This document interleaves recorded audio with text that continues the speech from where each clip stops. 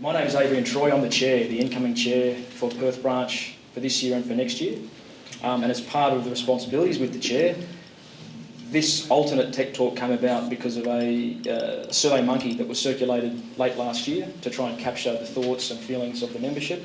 And part of the feedback was to encourage a different style of tech talk occasionally, where there's more involvement from the audience as opposed to just absorbing technical thought.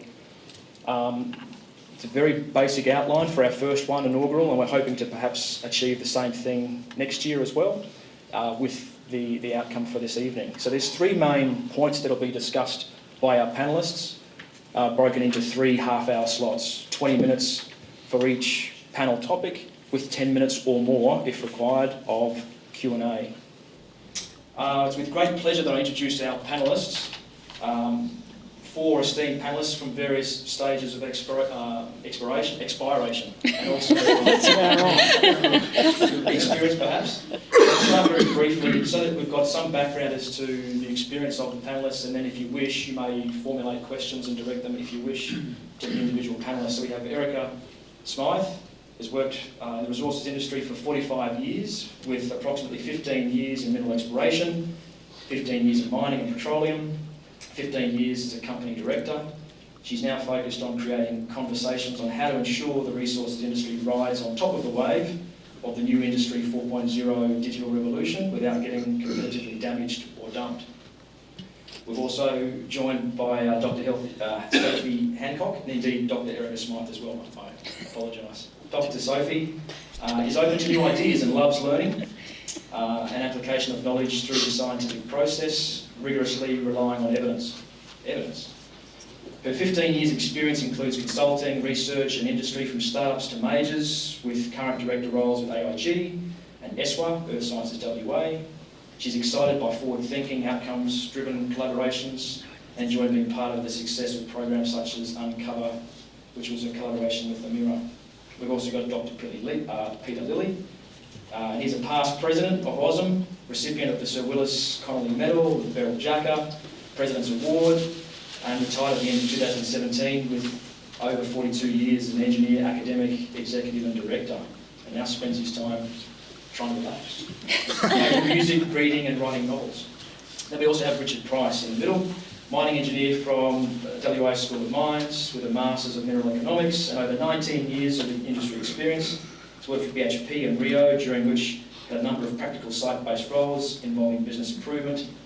Richard has early exposure to some of the first autonomous mining trucks in the early 90s and has since been involved in the AHS implementations in the minerals industry, as well as the deployment of the first publicly accessible autonomous shuttle bus in Australia. He has a deep background in leading automation and technical implementation projects. So you've met the panellists. We also have a moderator who's our committee honourable secretary. So Holly will be helping and assisting with the flow of the questions. We also have online panellists or online viewers. All right, thank you, Adrian. Well, we'll get straight into it. So the first topic for the panel to discuss tonight is correction of the latest boom-bust cycle. So on that, kind of what can we learn and what have we learned and where are we now from kind of a professional's point of view, as an individual, from a company point of view and from an industry point of view as well. So I'm going to leave it open to who wants to jump in first. Non-takers. Maybe I'm happy to say a few things. Boom-bust cycles are going to happen whether we like them or not. They're driven by powers way beyond the size of this industry. But I think what we have to learn, and we haven't learned yet, is how to manage those cycles as an industry and as a group of professionals. We don't know how to do that yet. And you can understand why. I called it the turkey graph with acknowledgements to tail it. You get this terrific upturn in demand, everybody responds to it, and then it just falls off a cliff. And I think the things that drive, there are a couple of things that the industry doesn't do, which I think we should try and do, and professionals of the industry should try and do. The first one is this industry does not tend to invest in R&D and innovation through the cycle. First of all, it struggles to invest in R&D and innovation at the peak of the cycle because the money has been spent on trucks and new mines and that sort of thing, and it doesn't invest at the bottom of the cycle because it's got better things to do with its money, quote unquote. So it doesn't really invest properly through the cycle. If you look at very, very successful industries, particularly ones that respond quickly to changing technology conditions, they invest through the cycle. That money is set aside, and it doesn't go up and down a lot. So I think that's one thing that can actually help this industry float through those cycles, because they're going to happen. We just have to respond to them from a technological point of view. The other thing I think the industry has to control is how to grow quickly, or even relatively slowly, but grow without spending lots of cash, without blowing the dough. So if you like, increasing the ability to increase volume in response to a market shift, an upward market shift, without actually the costs going up commensurately. That's a very difficult thing to do, but we've got to somehow get on top of that. I think technology has a role to play in that as well. And kind of going slightly down to kind of one side of the market, Erica, we were talking before about some of those changes that we're seeing, particularly in exploration, going from where we traditionally see a lot of small companies being quite active, and the larger players in the market often kind of waiting and watching and purchasing assets once they're discovered, whereas now we're seeing this trend of the larger majors going back into greenfields exploration as well. So do you think that's a function of this cycle? Look, I've been in exploration for a long time, and in my early days, BHP's put a lot of money into exploration, were very successful, but then exploration was an investment with a 10 or 15 year time horizon, and people lost the willingness to continue through the downturns. And so they then thought, oh, well, we'll just wait for the smaller ones to do it and we'll buy it off them. And that was at a time when we had a very healthy small market sitting in West Perth in particular. I think at one stage, around about 2000, we had about 700 companies sitting here in West Perth doing that sort of thing. But they were finding it easy to get money, and the blue sky of investment here was really strong. Well, that's all dried up at the moment, and many of the high-risk investors in Blue Sky are not putting their money into exploration in the small companies. And that's been a really amazing shift in the last 4 or 5 years in my mind. And that's then I think it's driven the bigger companies back into their own investment, because they have to replace their mining at such a fast pace. Now they have to replace their resources. And what we're not understanding at the moment is we are now producing more coal more iron ore and more LNG than we have ever produced from this country, and everyone thinks we're in a bust. The amount of money coming into the tax system, into shareholder funds and all the rest is absolutely amazing. But yet people think that because the construction jobs have gone, we're in a disaster mode. But we're not telling that story very well at all. And it's gold as well. It's gold as well. Yeah. We're making more gold than we've ever made. Yeah. I'd maybe like to add 2 comments, just thinking about time and duration. But when I think about the question, which is predicated on cycles that's sort of, I guess, intermediate in length, a model, maybe a useful model for thinking about that I find quite attractive is the Norwegian resource fund model, where it's this much more intergenerational, not just shareholders, but actually wider stakeholders, and that sense of not just ramping up production and making cash today, but that sense of sovereign fund. That's right. So a shared benefit and for a longer time frame. So I think there are some great lessons. I wish the UK had a North Sea fund. We should have done that. We should have some kind of Australian national fund here. I think that's on a long time scale. That's an opportunity. And in complete contrast, I guess, that can also be feeding into that is the rapidity with which we can use data to make information and decisions is changing now.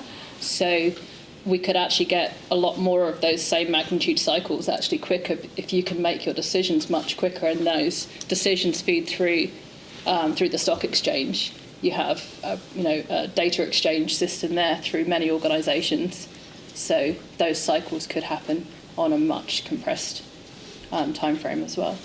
The question I have on that is, if you have a sovereign fund, then it's taxpayers' money, so you now got to get an enormous return on the sovereign fund, and you'd better have all this governance in place about taking any risk. So will they ever spend the sovereign fund on exploration? And I don't know how that is answered in Norway. No, but actually, if you think about even in private entities, if you want the bureaucracy to slow things down, you can kill a data-driven process by just making it go through all the standard bureaucratic checkpoints, and you don't learn your lesson, right? Yeah, so that's right. You failed to harness the point of the technology. So that's not specific to that business model. That's down to how you manage that system.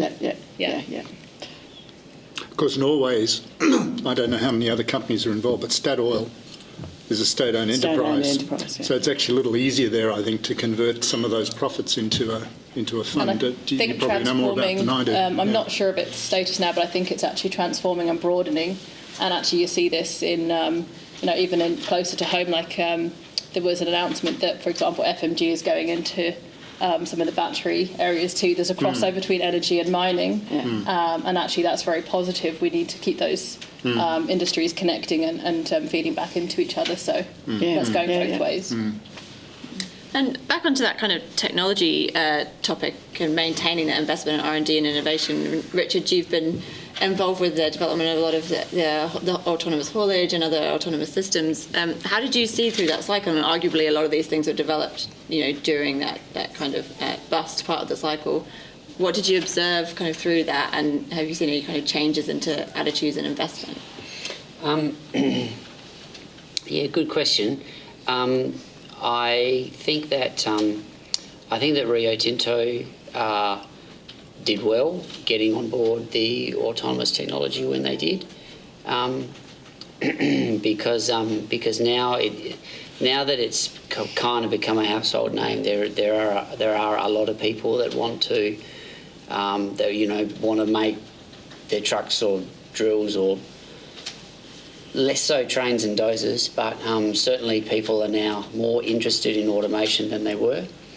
But with regards to the cycle, I think the Rio Tinto just made a clever investment decision, and set out their trial. It was originally 6 trucks only at West Angeles, so it wasn't a huge amount of money either at the time. Now, of course, they've committed lots of millions of dollars to it. And on that kind of investment, we've had seen a lot of companies come out post-bust talking about how they're going to change their investment strategies, particularly relating to some assets where they may have lost quite a lot of money. Does anyone have anything to comment on that kind of asset investment strategy?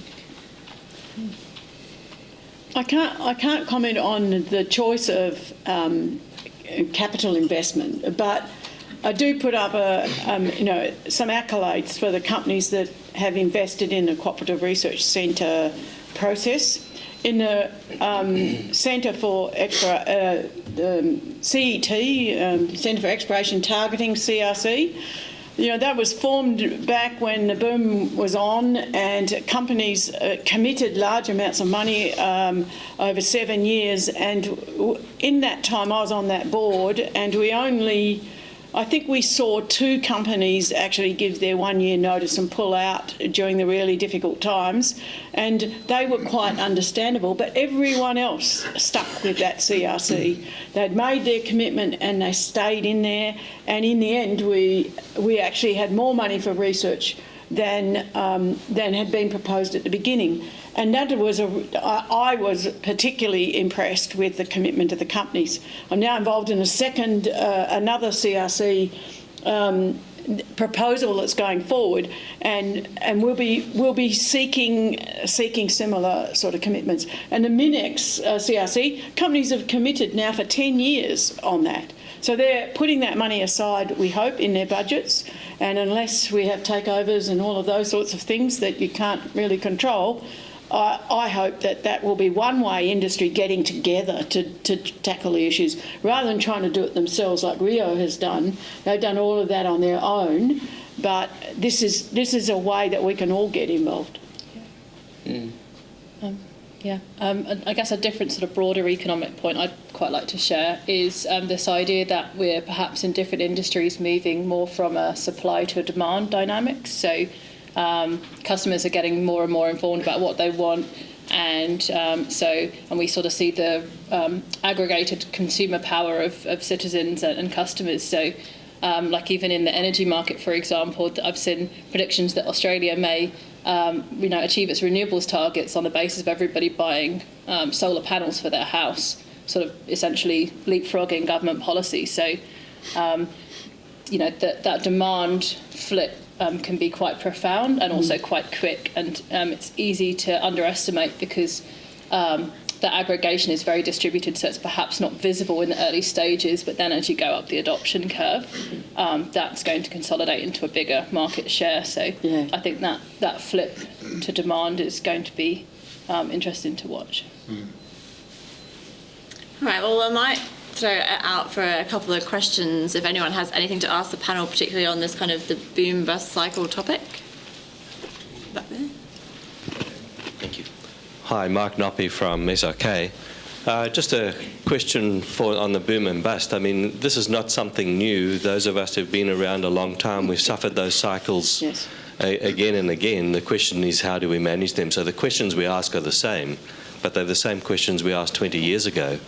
And I mean, it's not just industry, it's government as well. It's institutions like universities, they're short of cash, they close down courses. And so we always have this disconnect. It's a very big issue which, the idea of a utopia fund would potentially resolve. But I guess my gut feel is that if the government were behind some kind of fund that was a central fund, they'd probably rather it was a mine closure fund than a find the next deposit fund. Yeah, if we want to explore some of that, or we take that as a comment, I'm happy to gauge whether there's any more hands in the air, because if not, we can... Yeah, that's one hand. Correct, I'll come to the back. Yeah, might maybe just make the quick comment back that it doesn't have to be one or the other, so it could be, for example, public and private partnerships, and we could maybe discuss that a bit. My name's Simon Yowes. I'm working gold. One question for the panel.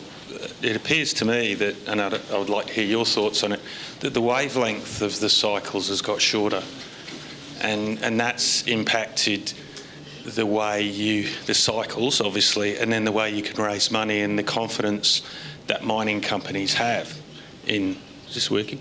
In being able to invest. I don't know what your thoughts are. I think it's kind of about making a track record transparent, so having credibility and not over-claiming and being honest through different discovery processes and what's working and what's not working. But I think it's also about being open to new ideas, so nothing's wasted. You may continue to use some of your existing processes, but I think of it in terms of internal and external within organisations, and having permeable walls in organisations so that you can be absorbing learning ideas, models, different ways of connecting with customers, whatever it is that you're trying to improve. Because I think it's from Silicon Valley, but I think Joy's law that says there's more smart people that don't work for your company, whichever company it is, than the company you work for. So you want to stay permeable to the best thinking that you can get, and incorporating that into how you think about what you're doing and how you can improve it. And on the wavelength of the boom bust cycle getting shorter, I actually think that large companies that sack graduates because we go into a bust, I think. I mean, it's only personal view, but I think that's harsh. Yeah. So Richard, you've just.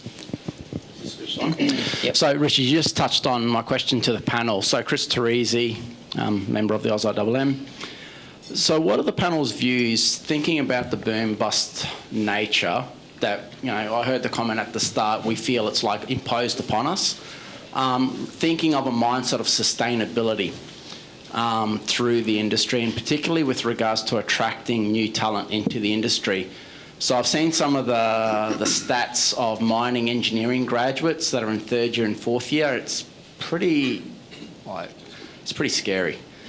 So much so that I understand now we're having to, with all respect, civil engineers, attract them into mining. So what are the panel's views around sustainability, thinking 20, 30, 40 years of the next generation of talent to keep this industry growing? Because we heard it's growing. So to keep the industry growing. Maybe I've just a few words on that. Could I just go back to that cycle question? One of I hadn't thought about it changing the wavelengths, but you might be right. But I think what's happened, what we had just recently is a little bit it's like an earthquake thing. You go for years with lots of little tremors, and then suddenly you get an 8.6 or something, and it causes an intensity. And in effect, what we had, as far as I can see, in the last downturn was we had an extended upturn. And we kind of had two upturns stacked, one on top of the other in a way. Yeah, and right. so as a consequence, it's been pretty severe. I'm not sure whether that's going to happen again in my lifetime. It certainly didn't happen in my, in the previous 60-odd years or whatever it was that I've been alive or whatever. But I just don't know if it's going to happen as bad as that again. God knows. But it is a little bit like an earthquake scale, I think, this thing.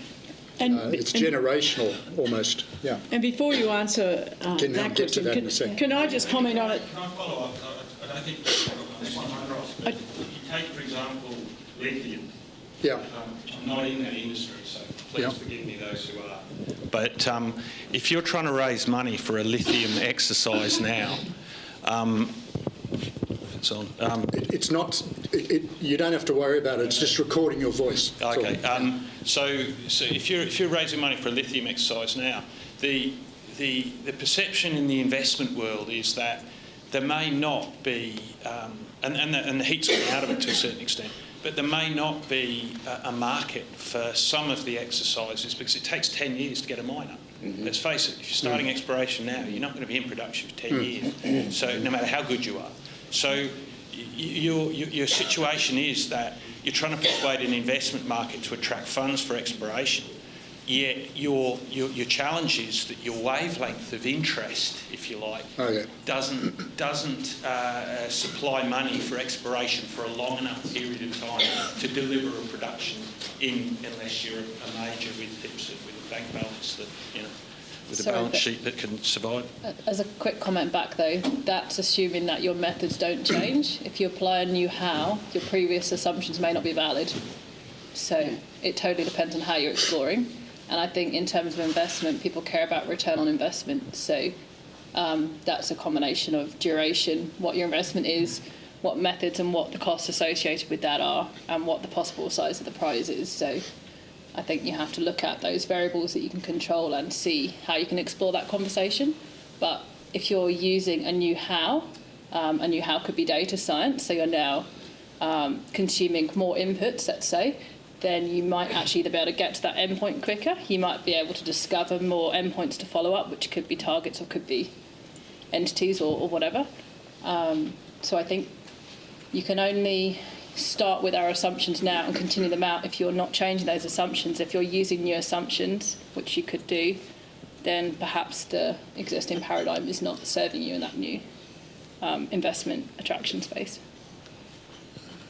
And So I wouldn't mind just making a comment on the latest boom because we found ourselves in this strange situation where we had 7 LNG plants being built at the same time as building all those iron ore expansions.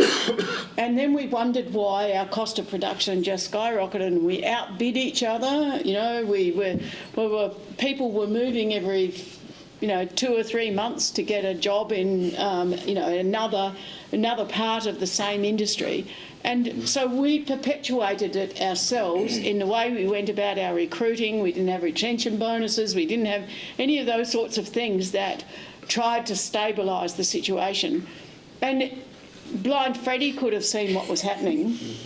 But we didn't stop and look at it and think about it and think about how we might just change the way we scheduled our developments.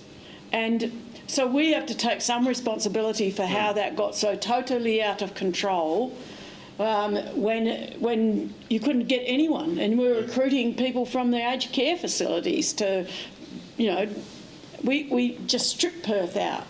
So we need to stop and think about some of these things in our planning as well, because we were partly responsible for that. And the LNG industry, you know, suffered just as badly. So now we're finding, we can use all the modern technologies we've got to reduce our costs. And everyone worries about, well, we lost all those jobs. Well, we created the incentive for all those jobs to go as well. And there are more egregious examples, like, for example, where infrastructure for, let's say, 3 companies in Australia, I won't mention which state, but has offshore pipelines going, and they literally cross each other hundreds of times until they come to a central processing facility. I mean, if you could just collaborate, 3 entities, why triplicate? Yes. It's crazy. Exactly. Yeah. We've got to get smarter.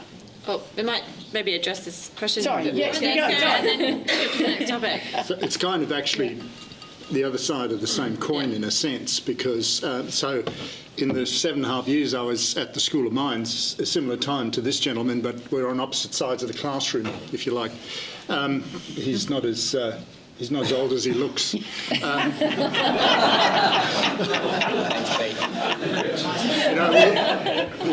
I went through one of those cycles, you know, and when you're trying to run a thing like a School of Mines and you go through one of those cycles, it's like you go bald and grey pretty fast.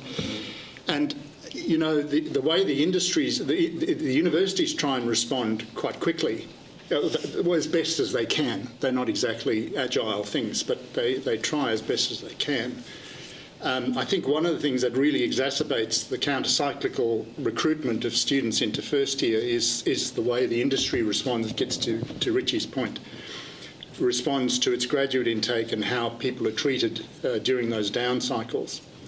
And so it's a double-edged thing, but how the industry has responded in the past to statutory positions like mining engineers is to accelerate the amount of conversion courses you do. So you take a civil engineer or a physicist or a mining geologist and you convert them into a mining engineer through a 2-year program or whatever it is.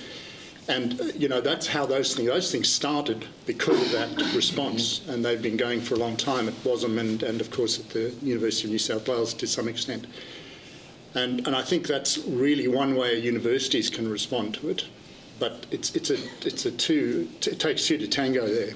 You know, you have to have a consistent graduate intake policy, and it's almost like investing through the cycle in terms of R&D and innovation. It's a similar sort of thinking. You've got to invest through the cycle. Otherwise, you're going to wind up paying graduate engineers $200,000 a year, and then the next year you're going to have nobody. So, I think this is probably quite a nice transition into our next topic, which is digital disruption.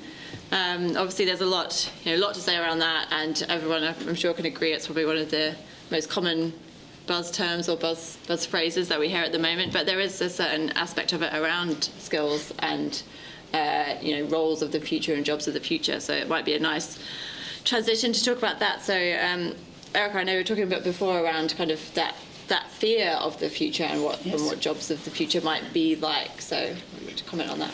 Yes, I might give you, I just think that we now have to think, we're all thinking about attracting people into the industry, and that's a whole conversation in itself.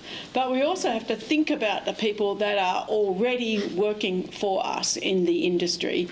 And as they read about the new digital opportunities, many of them are sitting there thinking, oh, geez, I'm not that good at digital. They forget they're on their phones, and they forget their tablet, and forget the baby drone they've got around the backyard. They're not very good at digital. And so they have a view and a fear of how this is going to impact them. So how do we think clearly about how we bring them along the journey in the digital space? And, I was talking a little earlier about the new CRC that we're putting together, the mining MI4, mining 4.0, mining industry 4.0. One of the big parts of that will be looking at how do we address the education as a whole for the mining industry in this new digital age. Could we get better things happening between the universities and the TAFEs, or the TAFEs and registered training programs? How can we get more on the job training in a way that's structured, that can travel with people, so that we take away some of the fear that's occurring. It's already occurring about people not wanting to transition into, local operating centres or remote operating centres or any of those digitised things that we're going to need to deal with. And I mean, Sophie, you have a lot of experience in kind of the data science side in terms of upskilling, and I think that area in particular, we hear a lot of people asking questions like, how much do I need to know? Do I need to retrain? Do I just need to be able to manage someone else that can do these skills? And what should I do, kind of thing? So I wonder if you can kind of comment on that. Yeah, sure. The three things I think about are, and they're a little bit buzzwordy sounding, but linking the future of learning with the future of work and technology for better outcomes. So I think they apply for mining, but they apply for lots of other industries too. Kind of, I guess, building on the question that you had there before, future of learning, it's actually really hard to see how some of the existing education processes are very fit for purpose. For me, what I really enjoyed was digesting, so there are meta-analysis studies around what effective transmission and sharing of knowledge is, and the sort of the chalk and talk and the broadcast models fundamentally not effective. And so I think it's interesting to think, at the moment you have a field like data science where a 4-year program means that the skills that you're learning are almost becoming obsolete in real time to some level. So that tells you that process of delivering that opportunity is not the right approach for that type of an outcome that you're looking for. Then just to wind it back a bit, if you think about the talent pipeline, with my involvement with Earth Sciences WA, we're thinking about how you get people involved at an earlier stage. So we're understanding more and more that people form preferences, and I think someone was referencing views of yourself and kind of what you think you're good at and what you're not good at. Some of those self-narratives and mental models form very, very young, particularly in the case of people that don't see themselves in the role models that are offered up to them. So a recent bit of research I read was around women taking calculus classes for general science course at undergrad, and that women did better overall if the facilitator was female, because they actually believed they could go further with that. And then on the basis of doing one course, they would then be more likely to actually switch to a STEM major. So there are lots of things influencing our choices as well, further back up the education pipeline. I think so, yeah, there are three very high leverage processes that we can use in the process of future of learning. One is essentially getting the educators, the facilitators, very, very motivated in being the best they can be. And doesn't matter whether that's in primary school, high school, university, RTO, any institution. You want a highly motivated educator. You want feedback between educators, so essentially a peer set so that the educators are hearing what is working and getting that feedback loop as tight as possible, which is there's parallels to the innovation and entrepreneur space. And the other one is actually the students telling the instructor what's working for them, because it's that's the demand you're meeting. So if we actually use those things that are evidenced and build those into our processes, we can actually do a much better job of imparting the knowledge we need to. Yeah, I'm conscious of the length of that, but could certainly talk a bit about the future of work briefly, being that tasks and role compositions are changing. It's not about having a fixed role description. It's about working in a team, substituting processes. If you're doing something 10 times, write a macro, automate it, move on, that kind of thing. And then technology for outcomes, just thinking about what are you really trying to achieve in a bigger sense, and being creative about that, and certainly working with others to try and maybe deliver parts of a solution rather than thinking that you have to deliver the whole solution. So I think, So, No, sorry, Richard, go ahead. I was just going to say that we've made we've made trucks, drills, trains, and bulldozers fully autonomous, and I've not yet even seen on anyone's CV the fact that they've done their trade in robotics because it does not exist. Yeah. We don't have any robotics sort of trade skills backgrounds. As in yes, we have some people who are skilled. Not really robotics engineers, but we've got mechatronic engineers, which is sort of what we do. But there's no blue collar workforce that can be handpicked necessarily the question is so when do we then start some sort of robotics trade background? I mean, do we wait until everything's autonomous, or do we start it now while we know automation exists and we know people want more things to be autonomous? When should we do that? I don't know. and have you seen kind of any move from any kind of, whether it's like a university or institute, into doing more of these courses, developing more of these courses, or some of the majors investing into that kind of education? I know that there's some work going on between TAFE, South Metropolitan TAFE, and UWA and Woodside in the oil and gas sector to try and prepare the trades, in particular, focused on the trades. But they tend to be one-offs. I think Curtin is now looking at trying to get some of these shorter courses, but also to move out into training the trades or training the trainers for the trades. If I could make a comment now, I don't think that's actually the answer. So, well, it's like maybe part of the answer, but that's kind of making the assumption you know where the gaps are. I actually think what we need is more of like a platform approach with skills in terms of maybe job clusters, individual skills, competencies, maybe even at quite a basic level in the sense that you have, expert, intermediate, and entry level of skills.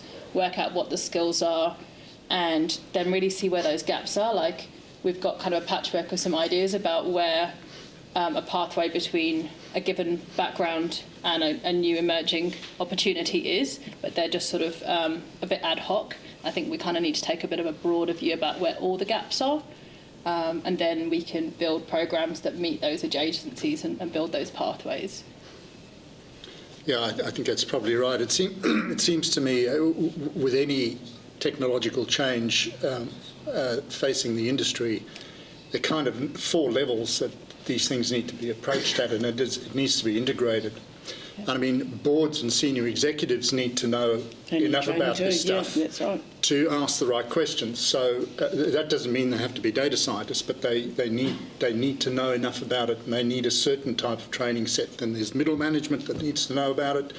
There's the supervisors, and then there's the specialists and the operators. And universities play a different role at different levels in there. Timelines as well, yes. Yeah. So I think your point's right. It's a whole holistic, integrated thing targeted at specific audiences, so everybody's got the picture as quickly as possible, because otherwise it's very patchy. There's no point in having a whole lot of PhDs in data science if the managing director hasn't got a clue. And perhaps I can just offer that the data information hub that is now located at Curtin, run by Liz Dallimore, this issue has been highlighted to that team, and there's a series of discussions occurring. I think the first one's going to be on the 20th of June, to try and bring both the educators and some of the demand, the users of these skills into the same room to actually look and identify these needs and gaps. So that's the first where we've had cross-discipline and cross-supplier type conversations. And I think they've scheduled 3 or 4 of these over the next, before the end of the year. So I'm hoping people will get engaged and have a look at that, and Liz is trying to coordinate that. So there's a light at the tunnel a little bit.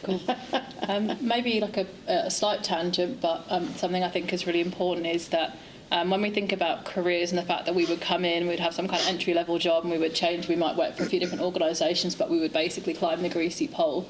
By the time you climb up to a certain point, you've done some of the jobs that are below the hierarchy in that type of organisational model. Once you get into the data science sort of way of thinking, you're having leaders managing roles that they've never done.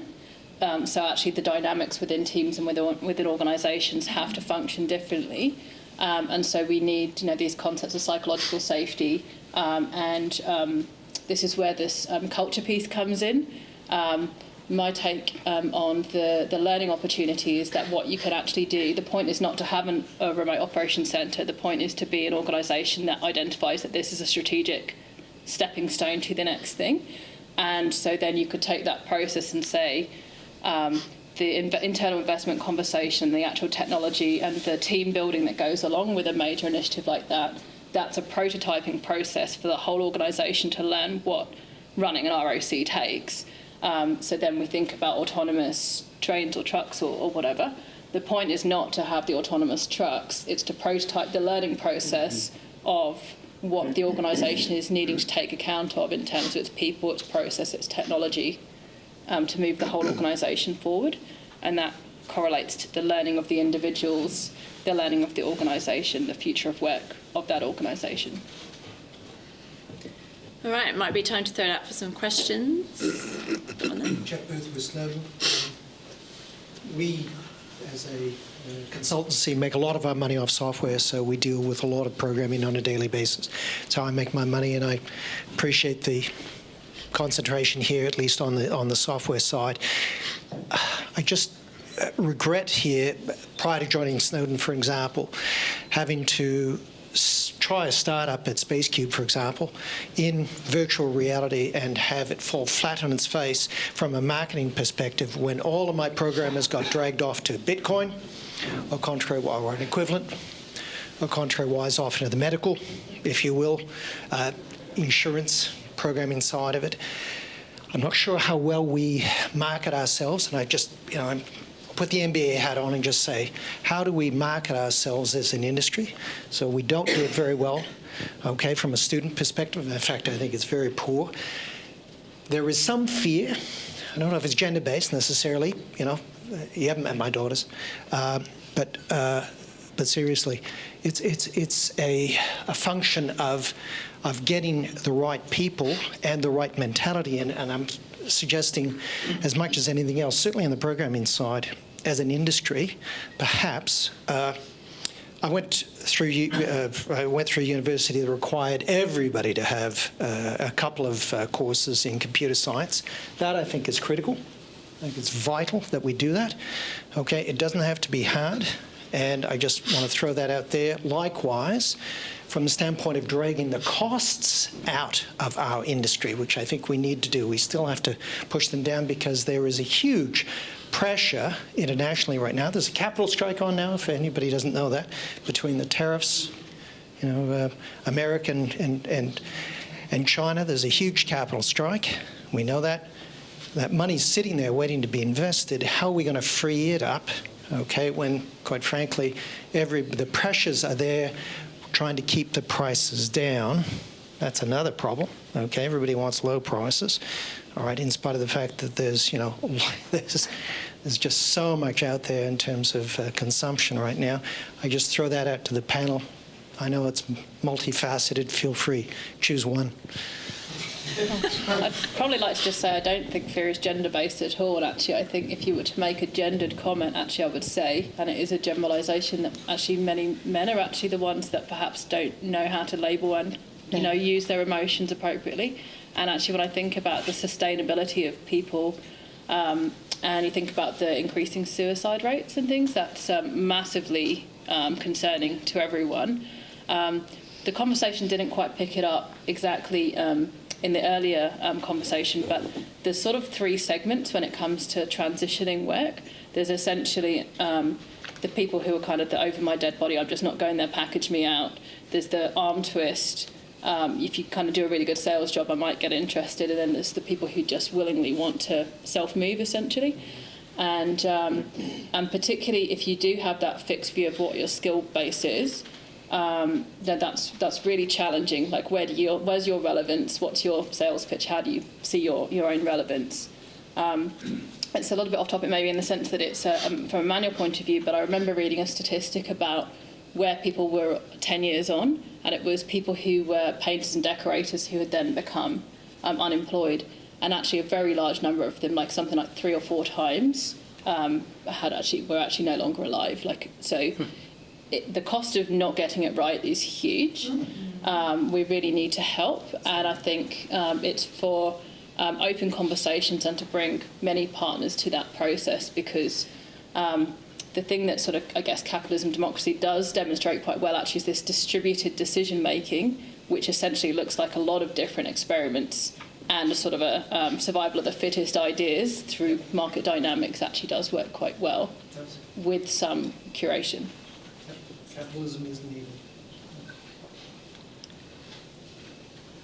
Anyone else want to comment on that? Well, I could give you an example from a completely different industry as to how someone dealt with the issue of keeping skilled workers in this space. And if you look down in Bunbury, there's a centre now that exports animated films, particularly into China. They are part of a vision by old filmmaker who thought I could get into this digital space. But if he established himself here in Perth, he thought, I'll skill these people up and then they'll be snaffled by the mining industry. And so he looked at a model in Manchester where they set up a similar sort of organisation in Manchester so they would avoid being snaffled by London.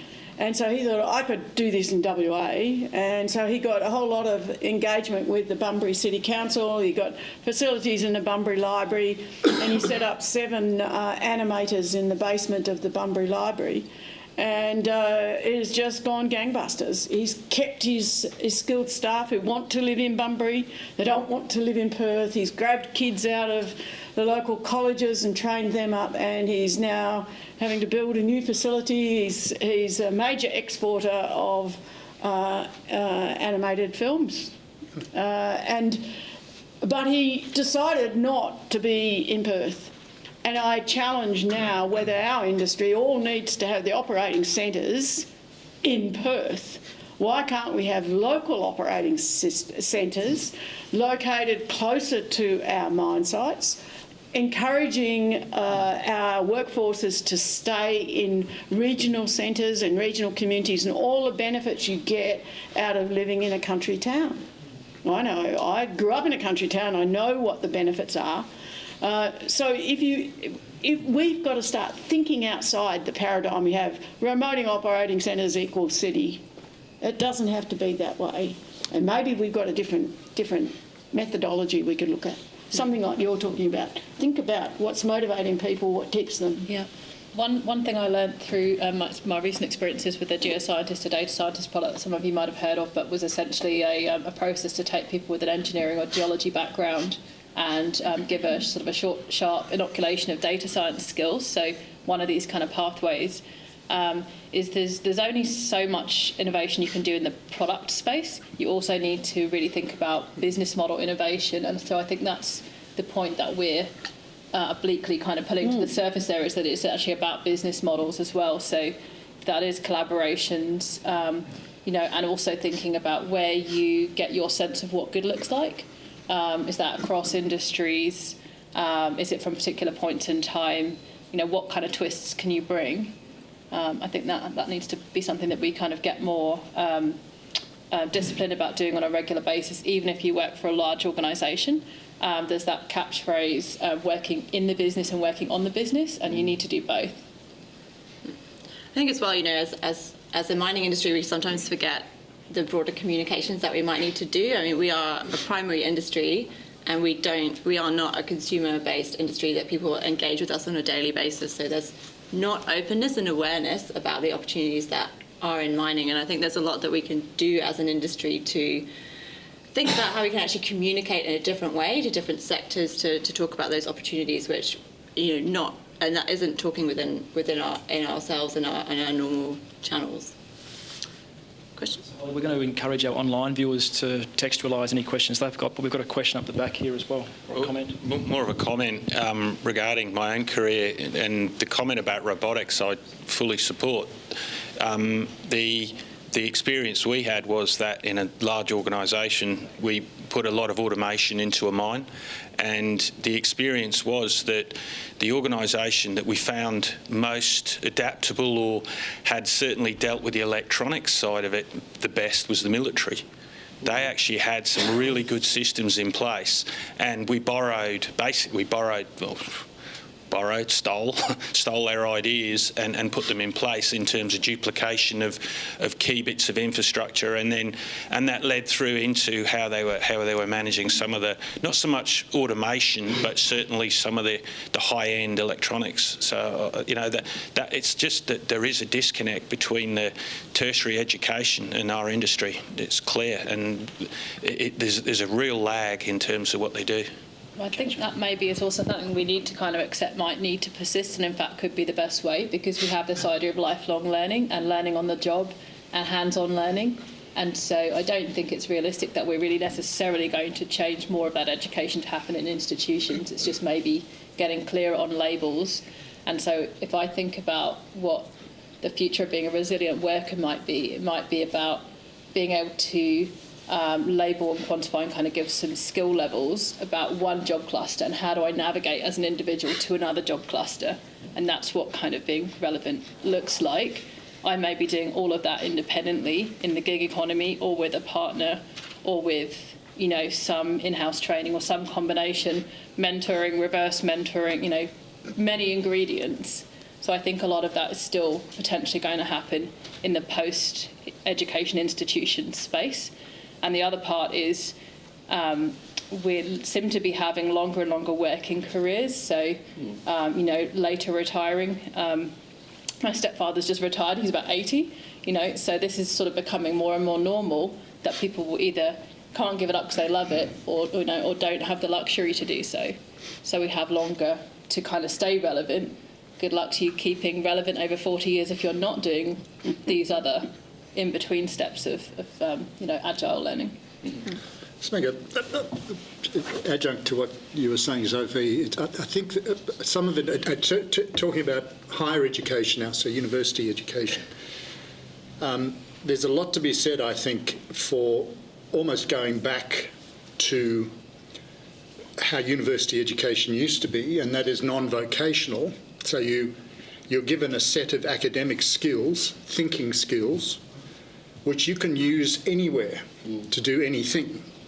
And, in effect, your specialisation as a geologist or geophysicist or mining engineer or whatever comes at a later stage. I think there's a tendency at the moment, some universities are going back to that kind of model, but there's still a tendency in some universities for it to be fairly vocational, to try and cram as much as possible into the 4 years, whatever the timeframes available. And certainly when the industry demand is high, you want people coming out quite quickly. But I think we're forfeiting a lot of the fundamentals and the fundamental thinking and learning abilities in this process. So getting people job ready, I don't think, is what universities should be doing, and that's effectively what's happening a lot of the time. They should be taught how to think and how to take what they know to any sector, if you like. But I hope geologists can still identify a rock, On a computer. I'm sorry. Yeah. So, Adrian, did we have any questions come through online? Can I just make a comment to the gentleman at the back? Sorry, I didn't get your name. But we should not forget, as a mining industry, the value of people out of the military. They are very technically capable. Even the standard soldier now will have 3 or 4 or 5 different electronic pieces of gear on their body, and they will be used to teamwork and, communicating. And it's an enormous resource that the country has spent a lot of money in training, and when they leave the force, we don't seem to want to attract them. And nearly all of the people out of the military in my team were fantastic in the field. And so anyway. Yeah, when they leave the force, they might come work in the mining industry. Yeah, you hope so, yeah. Some of them do. Yeah, some do, but we don't actively seek them as much. Fortescue Metals Group has an active ex-service persons recruitment drive, and I understand that's been fairly working well. successful. That's great. Yeah. Certainly, when I said there's no base trade to be a robotics technician for an autonomous truck or an autonomous drill or autonomous train or a dozer, certainly the military trained electronics technicians would be one of the trades that we recruit to turn into those roles. Okay. Yeah. Yep. Awesome. Do you have a question? Yeah, just curious to know. Sorry.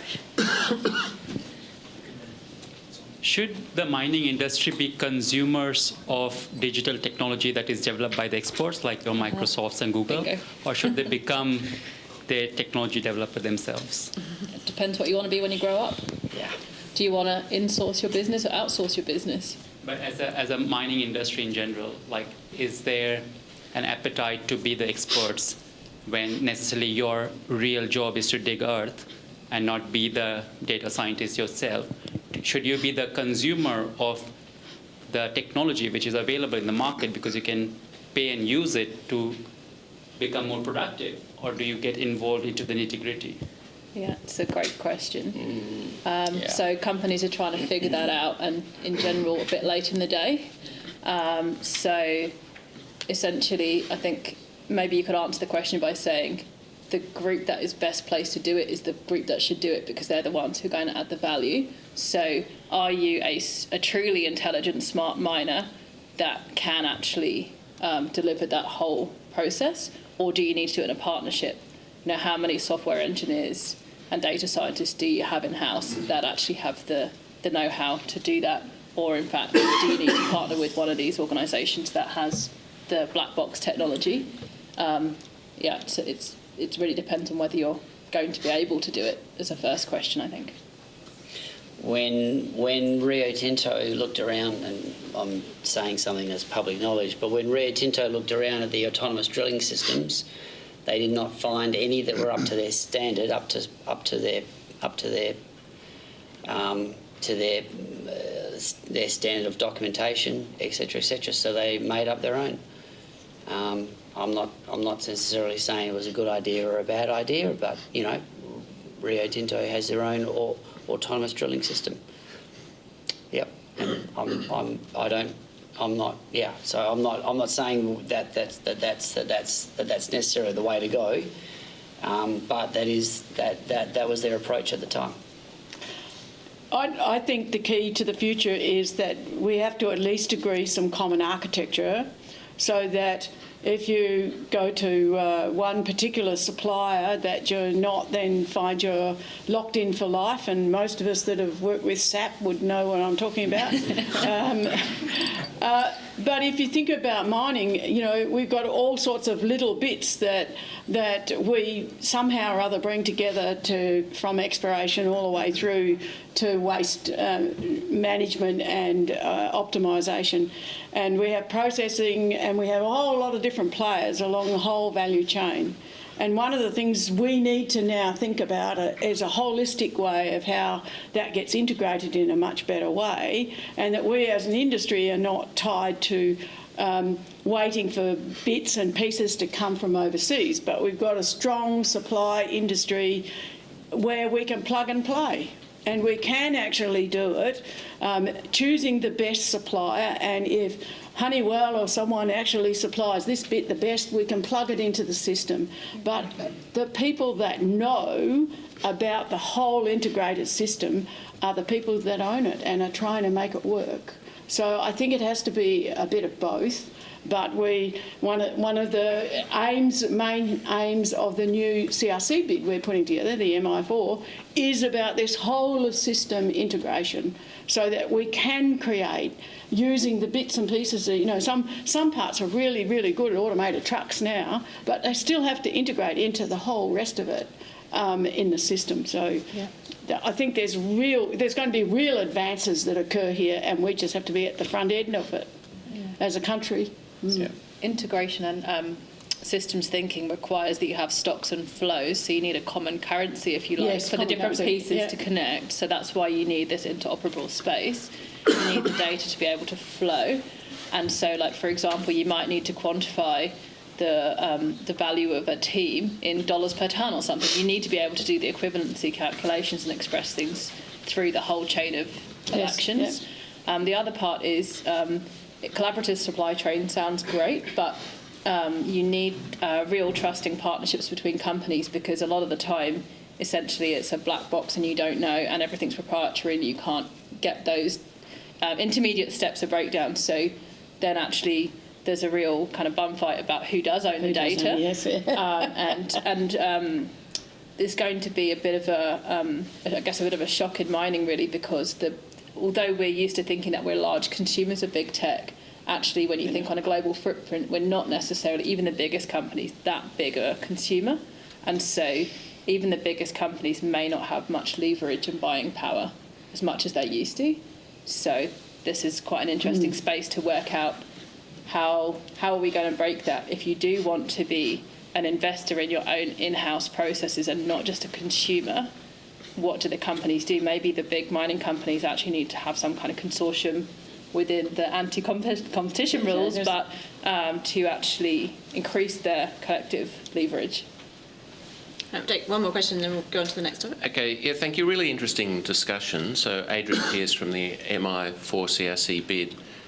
Sophie, you remarked before that we need to listen, especially whether it's to young people or people already in organisations, about, what it is and from their perspective. And you pointed to sort of, for example, working in teams, and I think Richard he maybe not be here right now, but he made reference to, what are the levels of autonomy and this sort of almost inevitable move.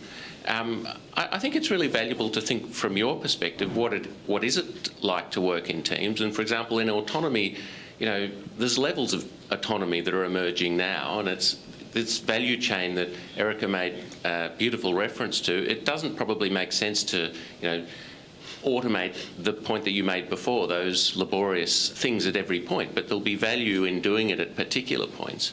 And in some sense, I think we need to, I'm coming back to this education piece, we need to sort of light up the imagination of those sort of young men and women coming through for actually working with technology. Yep. And so it's really, the teams will probably involve machine learning elements, which it already does. And, it may also involve, digital twins and so on, and equipment that's operating at fairly high levels of autonomy, especially in dangerous or high value areas. But there's probably other things where, we actually want to be working at a better level of strategy and actually getting the best out of our workforce. And so, it's not really replacement, it's actually upskilling all the workers all the way up to the exec ed level, so everybody understands the value. And I don't know whether that resonates, but I kind of like what you said about thinking about working in teams, and I like that. I'm a bit aware of some of the things you've done. I think that's a great way of starting, and certainly we're not communicating that well at the moment across our teaching. I guess I'd probably like to just kind of emphasise that comment of that, that a project can be. So I really like Drucker's learning organisation principles. So the whole point is not to have a particular outcome, it's to be an agile learner and as a collective learner. And the idea of peer learning or social learning, which is that we're all supporting each other's learning. One of the best bits of feedback you can get, whether you're trying to source, information about, which surgeon to go and visit for a particular medical problem, or something in geology, For example, I spent some time trying to do hydrogeochemical prospecting and, fingerprinting ore deposits undercover. Like, it doesn't really matter what problem you're trying to solve. You've got to think about where do you get good information, how do you keep that open system, so refreshing of kind of new concepts, and so that you're, if you think of it this way, if you don't continue to move forward, others will move forward and you're relatively going back, even if you're essentially maintaining a kind of a status quo. So you really need to be moving all the time forward and thinking about where you're getting your influences. With as well, one of the ways that we're trying to get people interested at the high school age into broad earth sciences is around bringing awareness of how digital fits into the exploration and the mining and energy sectors. So we're seeing that as a good marketing tool, if you will, because most teenagers or their parents are aware that regardless of which industry you go into, there's probably going to be sustainable relevance in some of these kind of tools and ways of thinking. So I think that's really great at that pipeline of talent level. It's also really great from the workplace and the kind of existing groups. I think the other one quick point I'd just like to re-emphasise too is that I do see education in the workplace, that delivery of capability, as a mechanism of optimising your culture. It's a horrible combination of sort of analogies because optimising is not for people, but in a way it is to sort of drive that culture conversation. The big changes that happen not when one person gets it and then you have kind of a grassroots with a few people individually getting it. It's when, as a small group, as a team, we collectively decide we're committed to it, and you get then, a bright spot of performance in a team, and you can build that through an organisation. So it's not about one individual being the expert in everything. It's about groups of people collectively joining dots. And so I think this, learning circle, peers, and social circle in the workplace is very powerful. Right, excellent. So our last topic for the night is on the professionals' role in industry policy. So not something we kind of talk about that openly often, but considering kind of organisations like the AusIMM, where should those professional bodies kind of play a role, and where should individuals play a role? And some of the more key issues that we might need to consider developing policy and advocacy. And we saw recently at AusIMM Congress a couple of days on social licence to operate. We're talking about the industry's involvement in energy and climate and things like that. So discussion for the panel on kind of that role in policy and advocacy. And I know, Peter, you had something to discuss around the difference in that. So my personal view is that the AusIMM specifically has a very important role to play in developing policy, or helping others perhaps develop policy as well. We are, after all, the professional group who knows the industry well enough, and we're in a very, very good position to provide policy advice and policies of our own. The only thing I would, it's not so much caveats, but we have to be very wary of the fact that we need to keep organisations that produce policy who are not trusted are not listened to. So you're wasting your time. You're just wasting paper. And so to get your policy ideas accepted, you need to be trusted. To be trusted, I don't think you should be a lobbyist.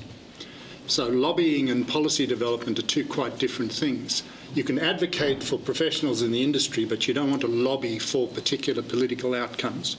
I think we leave that to other organisations to do this. A couple of them around in this country. There's more than a couple, actually.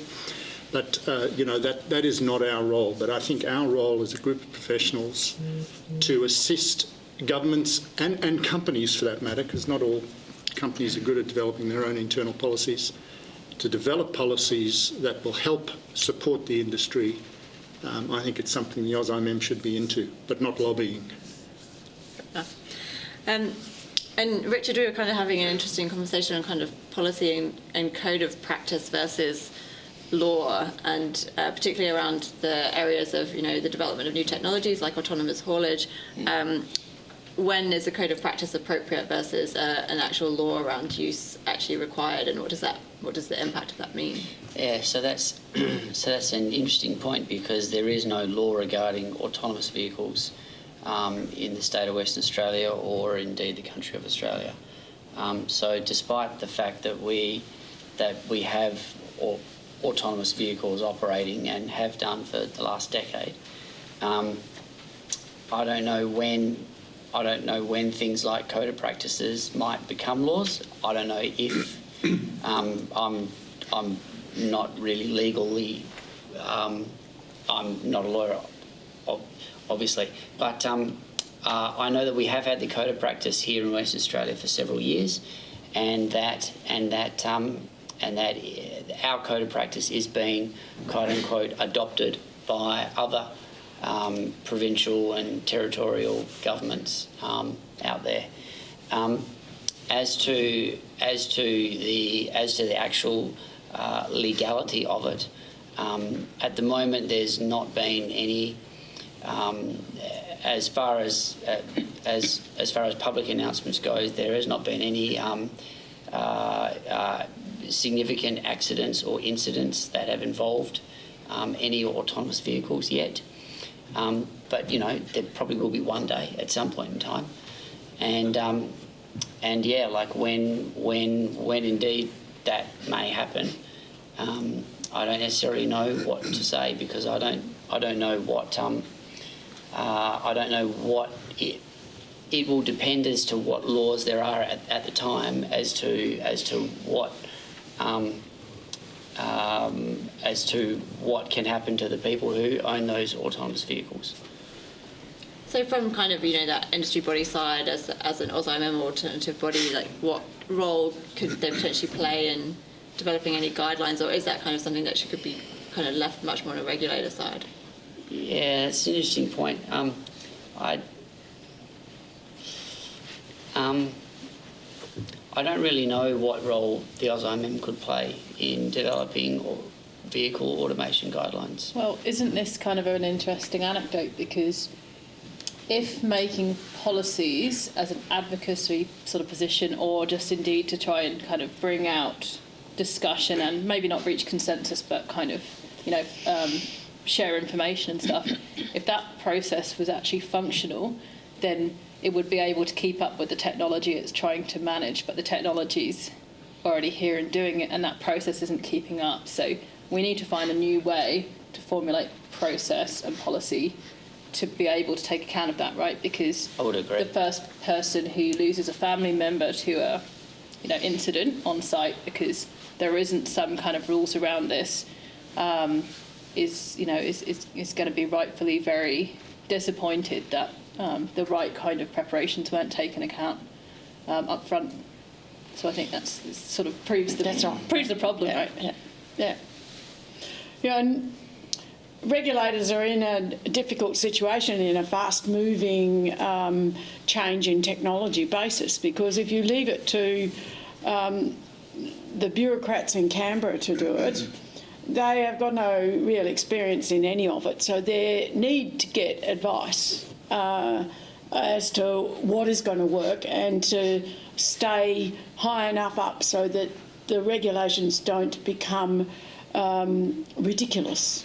Yeah. So I think organisations like AusIMM, who have been advising on things like ore reserves and what can legally be, who can sign off, I think is really important and very valuable. And AusIMM should perhaps be putting their foot into this space to advise government about the sorts of things to help make these things practical and safe, and have someone who can sign off that says the protocols in place on a mine site are best, as good as reasonably practical.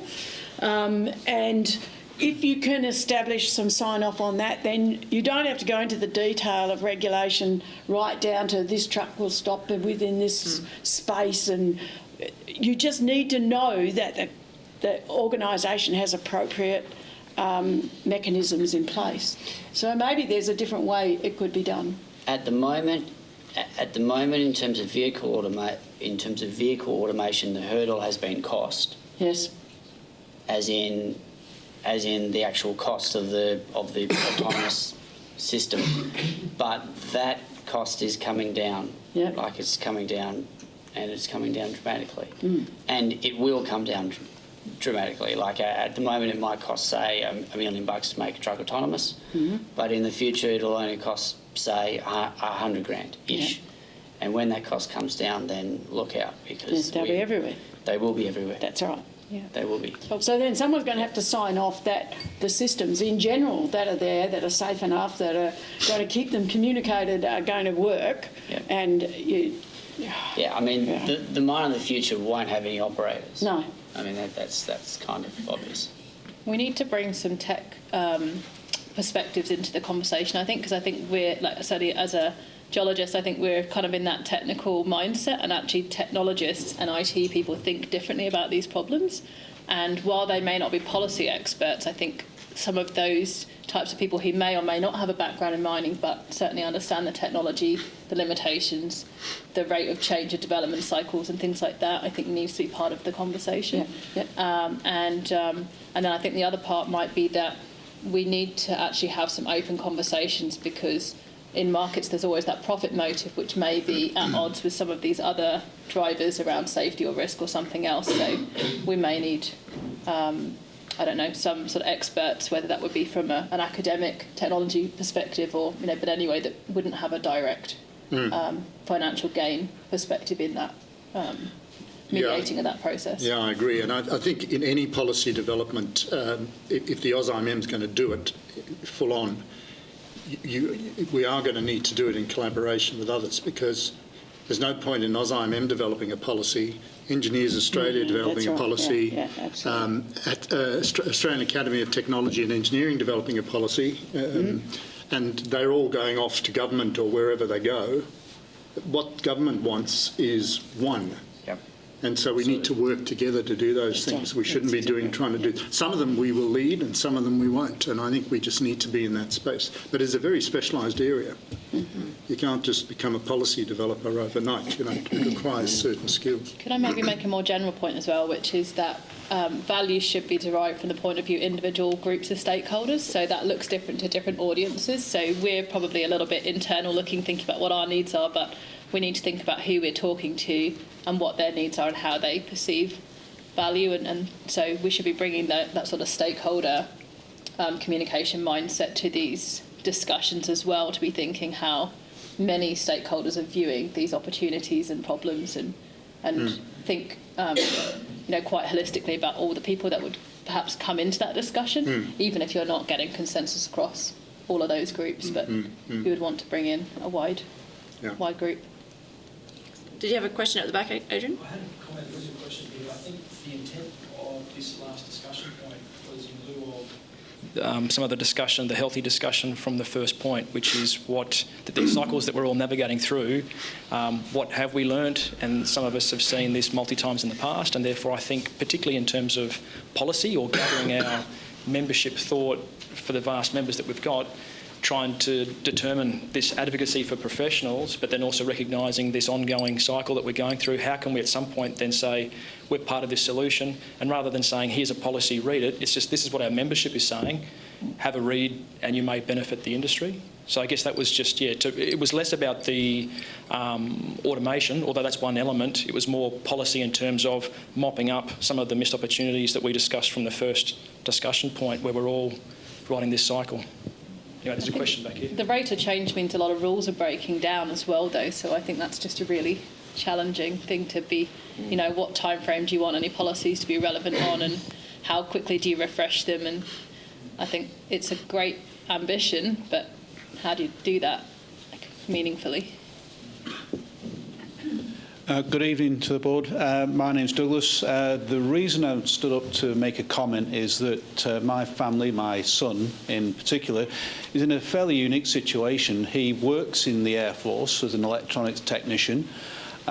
He's been there for 9 years and he's looking to transition out. Now, through my experience in mining and supply, I've tried to give him what advice I can, but it's very interesting to hear the board talk about the problems from the mining side. There isn't really a lot that we can do as a family unit to try and encourage this young son of mine to sort of find the right avenue into mining, because he hasn't got any experience in your field whatsoever. So when he looks at that as a challenge for himself, he rings us up and he talks to us about he's seen a great opportunity to work for around $60,000 in Newcastle and thinks that that's a great opportunity. You know, the problems are that when they've lived 9 or 10 years inside of that enclosure of the forces, they have no recollection or no understanding of what life's like outside of there.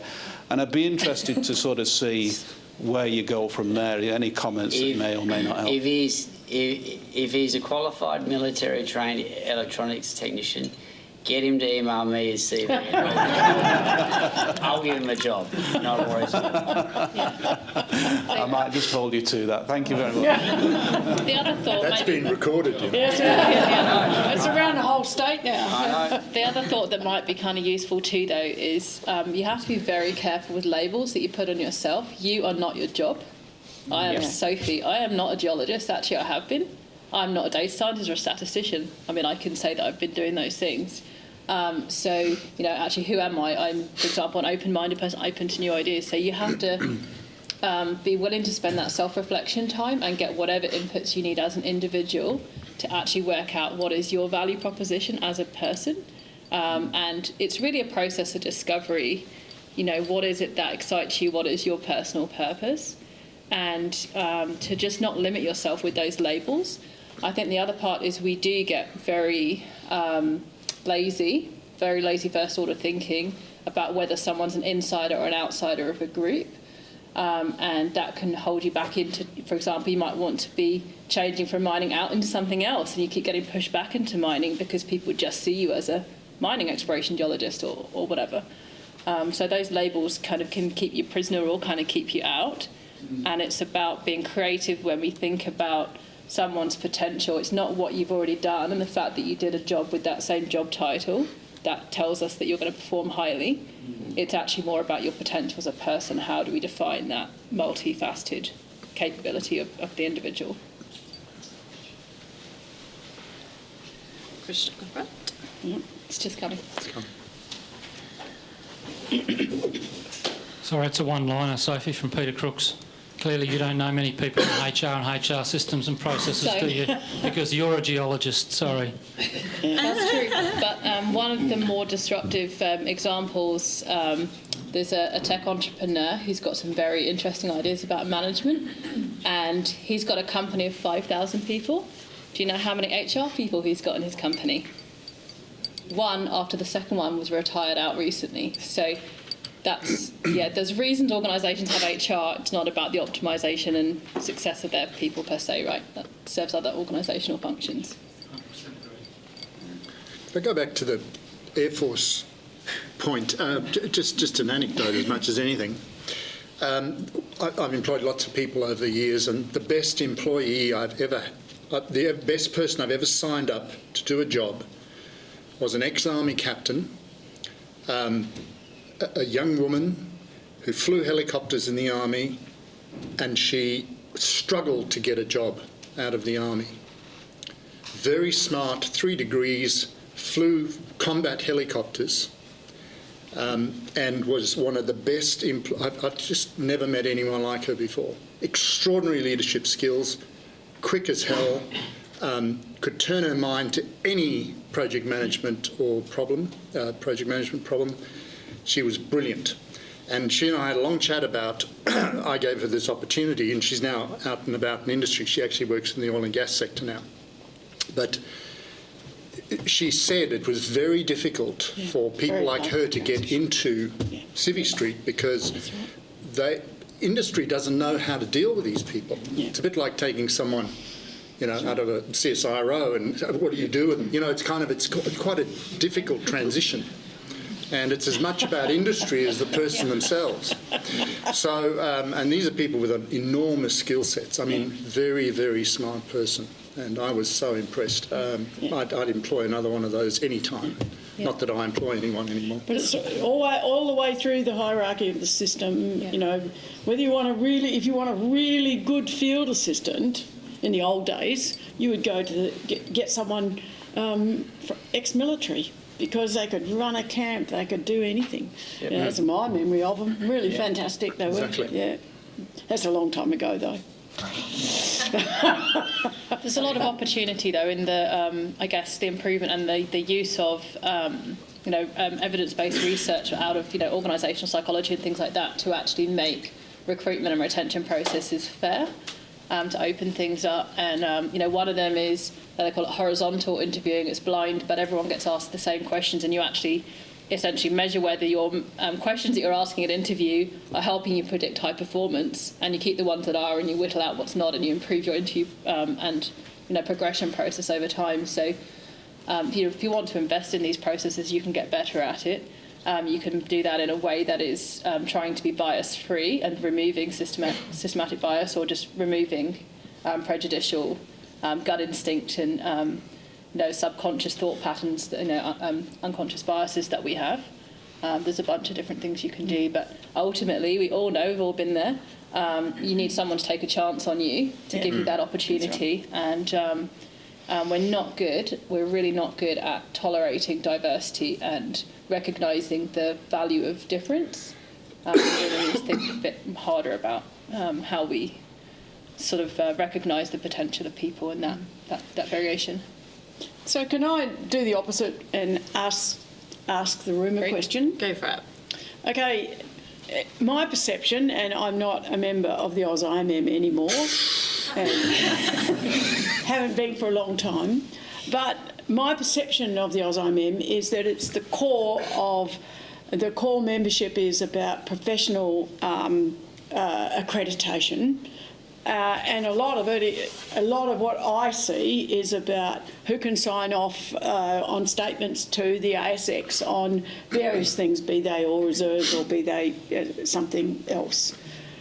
My question to you is, with the digital disruption that is coming, and the fact that many of us will now be relying on all sorts of various software to tell us what things like all reserves are going to be, how are you as a group of professionals dealing with that now, and how do you see your behaviours and your ability to sign off in 5 or 10 years' time are going to be affected?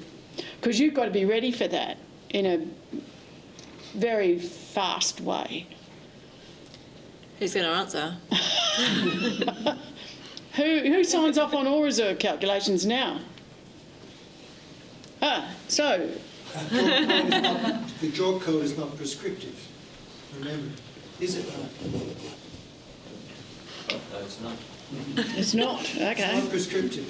Okay. So what you're saying is, you're demanding routine. Okay. Yeah. You're demanding, if you will, legal. If you will, stipulation, but the job code is not prescriptive. In fact, quite the contrary. So it's up to the signer. It is up. It is open for interpretation. Well, where it gets tricky is if you, I'm looking at the lady sitting next to you, is if you bring in new technology which has never been used before. So use physics to assess chemistry, for example. It gets tricky, doesn't it, Jill? Very tricky, and I guess that's an education process for the regulators, so that they become comfortable with the alternate technologies, and that's a whole piece of work. We started that journey, but as an industry we've still got a fair way to go. So this is an additive to the point you were making about whether it's advocacy or policy direction. That's right. If we come back to the core of the question that we were talking about. I just, I see on the periphery some of the issues around surveyors, and, they're dealing now with a completely different way of surveying with drones and all sorts of stuff. I don't know whether they're keeping up with what's actually happening around them. There's a few pockets that are, but things are really changing in that field. Are you a surveyor? No, I'm not. I'm going to have a crack at this two ways. So the first is, as was already touched on, So the JORC's not prescriptive, and there are technologies that helps the work. So there's a number of problems, and there are technologies that provide solutions to those problems. So depending on your geology, your mineralogy, you need currently a competent person to be able to sign off and say, indeed, you have a mineral resource, and you need to put it to an ore reserve. My offer to the room and to the panel is, if you look at chapter 14 of the JORC, there are economic factors. That's where the money's at. Yeah, okay. So if we look at, and I come mainly from base metals, lead, zinc, alumina and copper, you can look at the industry cost structure and getting a mineral resource and converting it to a reserve. Let's see some rough numbers. 1/3 labour, 25% energy, so explosives, diesel and electricity. Might be a bit more in copper with electricity. You've got consumables, so metal consumables and chemical consumables, another 25%. And then the rest I call services, including your company overheads. So we have, as an industry, and this loops back to the comment said before, technologies that you can just buy off the shelf. Other industries are using them, we're just slow to adopt them. And so, you look at your cost structure with your economic factors and taking a resource to a reserve. We as an industry have very bright people that understand the problems that need to be explained, and I'll use some industry jargon, user requirements, right? These are the user requirements. Can you help us as an industry reduce our unit cost of production? And lo and behold, a lot of these mines, and particularly here in WA, that are being closed because apparently reserves ran out, I reckon if you go and have a look at them with new technologies where your unit cost might be 50% lower, wow, there could be a lot of new reserves sitting out there. And I think that's what something the AusIIM could be working and bringing together, that ecosystem. And I like to comment before about open infrastructure, open architecture. I just thought I'd plug that as well. Thank you. Thank you very much. Yeah. We can go back to the floor now if you like. We might take one more comment and then wrap it up, I think. Of course. Any more questions? More questions here? Any more questions of the audience? Don't like to be tied to the common. No. Sure. It does cover off. One more up the back, maybe? We do? Well, while I get to that, I mean, this does seem to be covering off the three main topics. And I think before we end this, we are looking also for a future direction, if you will, of the next discussion panel that we do decide to have. So there's an opportunity tonight, if you've got something burning that you want to discuss, to identify whether AusIIM Perth branch can adopt it or can at least listen, and we can digest it, compact it or uncompact it. So I'll just get to this last question. I feel like I'm belabouring a point here, but the reason of bringing up the military wasn't to deal with the individual issue. It's an organisation that has already dealt with the problem that we're discussing here. So perhaps it's rather than dealing with it in a case by case, it's more a thing of what are they doing that they deal with change, and they deal with high rates of change, and they're also dealing with the technologies we're talking about. And so they're doing something better than what we are. That was the point. It's disciplined innovation. So it's hard timelines, hard constraints, and resources. And budget. The military can throw billions of dollars at something that we can't. And it's in part. I'm not saying that's. But I absolutely agree. I don't quite agree with that, but yeah. Well. Depends on. I think it's organisation. At times they can.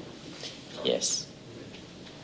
But normally if you want to force a new how, there's a phrase like burn the boat. So if you want an organisation to kind of leave behind, like the bad or the old ways or the spreadsheet, you better take the spreadsheet away and force someone to find a new way, else they'll still be doing a spreadsheet. Yeah, that's right, exactly.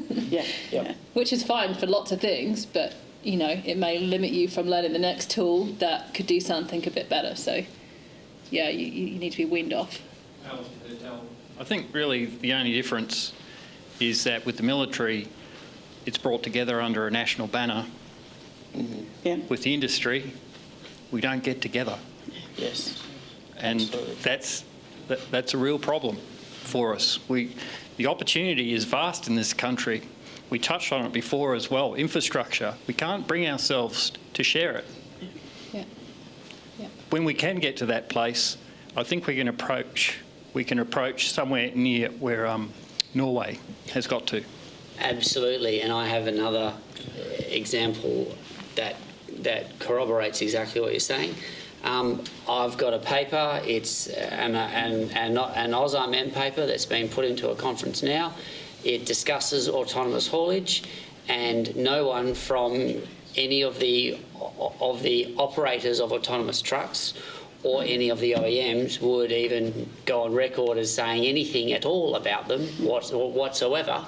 And this is, this is a normal academic paper. Like this is just a paper saying, hey, there's some benefits to it, Yeah. But that's it. So yeah, I agree.